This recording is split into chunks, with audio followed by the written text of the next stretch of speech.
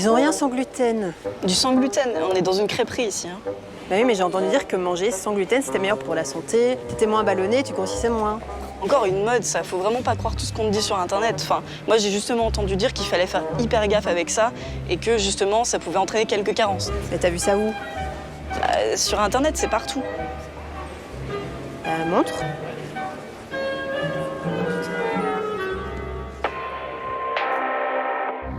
Il est le mal-aimé des supermarchés. On le bannit même de certains restaurants. Le gluten traîne une terrible réputation. Si des millions de personnes le pointent du doigt, c'est qu'on l'accuse d'être la cause de leurs inconforts digestifs. Le gluten est un groupe de protéines omniprésent dans notre alimentation. Il est donc difficile à éliminer. On le retrouve notamment dans le blé. C'est ce qui d'ailleurs le rend si populaire en boulangerie. En présence d'eau, le gluten devient visqueux, collant comme de la glu, d'où son nom. Le boulanger l'adore car il donne à la pâte son côté élastique. Le pain devient ainsi léger et moelleux.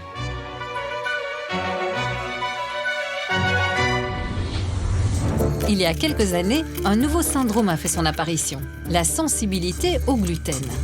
Comme une traînée de poudre, la nouvelle a été popularisée par quelques vedettes d'Hollywood, des médias et du sport.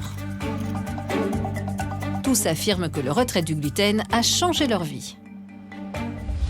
Aujourd'hui, près d'1 Belge sur 10 se dit sensible au gluten. C'est le cas de la petite Cléa. Depuis plusieurs mois, elle souffre de problèmes digestifs. Donc on vient vous voir aujourd'hui parce qu'on est envoyé par le pédiatre de Cléa, parce que depuis plus ou moins 6 mois, Cléa a très mal au ventre. On nous a dit que ça pouvait être éventuellement le gluten le responsable de ses douleurs et de ses problèmes. Et on voulait savoir avec vous si c'était une piste qu'on pouvait envisager. D'accord.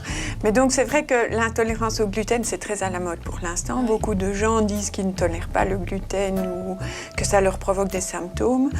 En fait, il y a beaucoup de ces choses-là qui ne sont pas vraiment ni prouvées ni certaines.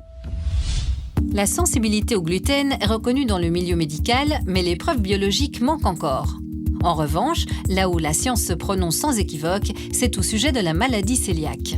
Ici, on ne parle pas de sensibilité, mais d'intolérance grave. Dans ce cas, une infime quantité de gluten suffit à provoquer une poussée inflammatoire. Devenu hyperactif, le système immunitaire déraille. Il s'attaque à la paroi de l'intestin grêle, l'organe qui permet l'absorption des nutriments. Endommagés, les villosités, ces petits plis intestinaux, ne peuvent plus accomplir leur travail. C'est alors que les conséquences peuvent devenir sérieuses. Pour que les choses soient clarifiées le plus rapidement possible, la première chose à faire, c'est une prise de sang. Donc dans la prise de sang, on recherche des anticorps bien spécifiques de la maladie cœliaque, qui sont à la fois dirigés contre le gluten, mais aussi contre l'intestin. Si les anticorps sont là, alors il faudra qu'on confirme définitivement la présence de la maladie par une biopsie de son intestin. Quand je dis 3, tu souffles très fort, ok? 1, 2, 3. Souffle, souffle, souffle, souffle, souffle. Ça fait. C'est fait. Je desserre parce que ça, c'est pas très gai quand ça fait. Et maintenant, Regarde, regarde. tu peux regarder. On remplit tout. Tu vois? On remplit les petits tubes. Bravo Claire. Tu es une vraie championne. Le brun. Voilà. Un orange. Bravo Loulou. Les infirmières m'ont dit que tu avais été très courageuse. Oui. Donc d'ici maximum une semaine, je vous téléphone pour vous dire si les marqueurs de la maladie cœliaque sont présents dans le sang ou Oui. pas. S'ils sont présents, alors on programmera la gastroscopie pour prendre le tout petit morceau d'intestin et confirmer définitivement si la maladie est là ou pas. D'accord. Dis au revoir, Claire. Au revoir. Au revoir, à bientôt.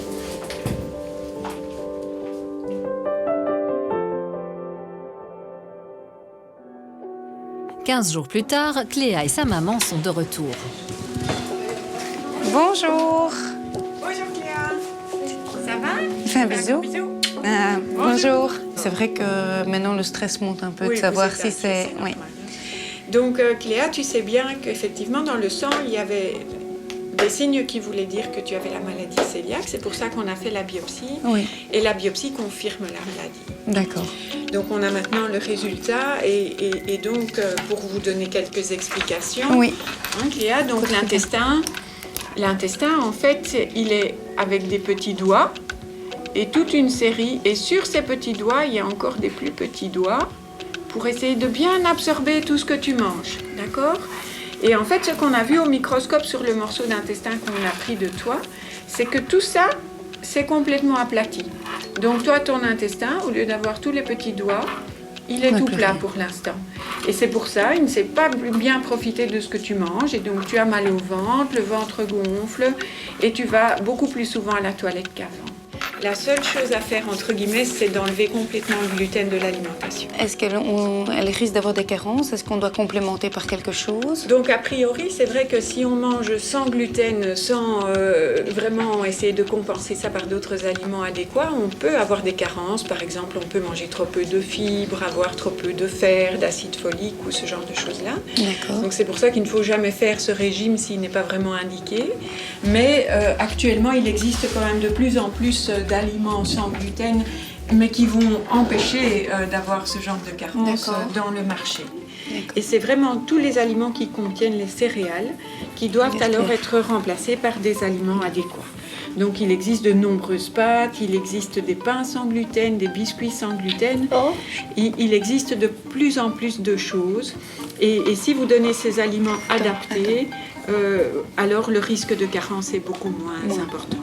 D'accord. Par contre, si on n'est pas diagnostiqué cœliaque, il est déconseillé de s'autoproclamer sensible au gluten. D'abord à cause du risque de carence de ce type de régime, et ensuite parce que les symptômes peuvent cacher des maladies plus graves comme la maladie de Crohn ou le cancer du côlon. Moi, il y a un message que je voudrais bien faire passer, c'est qu'il faut faire attention qu'effectivement, par rapport à la maladie cœliaque, c'est fort différent. Parce que les gens qui sont intolérants au gluten de cette manière-là, souvent savent que s'ils en mangent un peu, c'est pas grave. Mais alors, ils disent la même chose aux enfants cœliaques. C'est pas grave si tu en manges un petit peu. Moi aussi, je mange sans gluten, mais je peux quand même en manger un petit peu de temps en temps. Et c'est des mauvais conseils. Je te montrer là-bas. Oui, mais on prend deux pour goûter. Tu veux prendre un pain comme ça? Regarde, oui, super. Attends, parce que on va prendre celui-là. Et qu'est-ce que tu aimerais bien encore, Cléa? Merci. Attends, il faut lire, hein, Cléa, parce que je sais pas si tu peux. Sucre, beurre de cacao, masse de cacao, huile végétale. Oui, ça, tu peux manger. Tu veux qu'on prenne un pour goûter? Ouais. Je trouve que dans l'ensemble, l'école, une fois qu'on a expliqué, fait très attention à elle. Les parents, dès qu'ils savent que Cléa a quelque chose, on apporte et ça se passe relativement bien. Mais je me rends compte que certaines choses, parfois, la rendent triste de ne pas partager la même chose que les autres et les mêmes moments. Mais dans l'ensemble, maintenant, elle va mieux et elle se sent bien au quotidien sans gluten, quoi. Quand je vais chez des copines, maman prend un petit déjeuner pour pas que je mange du gluten. Et alors, je mange ce qu'elle m'a mangé. Et voilà. Et si le gluten, tellement montré du doigt, était un coupable un peu trop idéal? Depuis quelques années, les chercheurs soupçonnent d'autres nutriments regroupés sous le sigle FODMAP. Cette catégorie de sucre provoque également des inconforts digestifs, notamment chez les personnes atteintes du côlon irritable. On les trouve partout, dans les fruits, les légumes, les produits laitiers, mais aussi le blé. L'affaire est donc plus complexe qu'elle n'y paraît. Quoi qu'il en soit, se priver de gluten n'est pas une partie de plaisir. Il vaut mieux éviter ce régime contraignant sans un avis médical. Le gluten est loin d'être lavé de tout soupçon, mais pour certains, il est une sorte de réponse à tout, peut-être exagérée.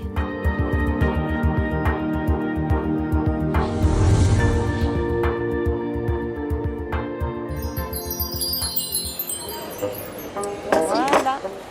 S'il vous plaît, Merci. Finalement, le gluten, tu t'en fous? Bah ça va, t'avais raison, comme ça j'aurais pas de carence.